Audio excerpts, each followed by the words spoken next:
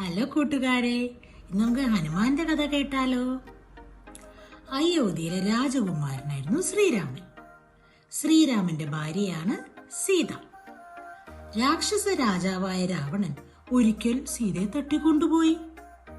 രാവണന്റെ രാജ്യമായ ലങ്കയിലേക്കാണ് സീതയെ കൊണ്ടുപോയത്. സീത ലങ്കയിലുണ്ടെന്ന കാര്യം ശ്രീരാമൻ അറിഞ്ഞു. എത്രയും വേഗം കടലിനക്കരയിലെ ലങ്കയിൽ ചെന്ന് സീതയെ കണ്ടുപിടിക്കണം ശ്രീരാമനും കൂട്ടരും തീരുമാനിച്ചു.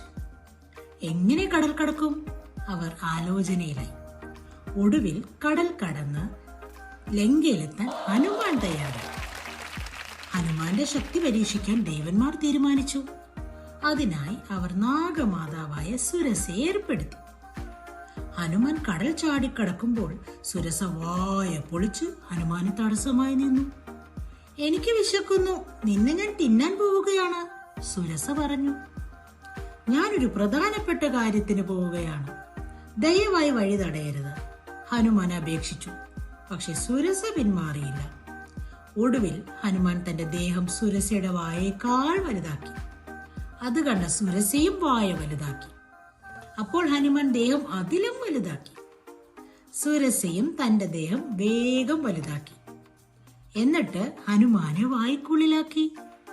അപ്പോൾ ഹനുമാൻ ഒരു ചെറുവിരലിനോളം ചെറുതായി വേഗം പുറത്തു കടന്നു. ഹനുമാൻ നിസ്സാരക്കാരനല്ലെന്ന് സുരസയ്ക്ക് മനസ്സിലായി. സുരസ പെട്ടെന്ന് തന്റെ യഥാർത്ഥ രൂപത്തിലായി. എന്നിട്ട് ഹനുമാനെ അനുഗ്രഹിച്ച് യാത്രയാക്കി. വൈകാതെ ഹനുമാൻ ലങ്കയിലെത്തി സീതയെ കണ്ടെത്തി. ഈ കഥ എല്ലാവർക്കും ഇഷ്ടായോ?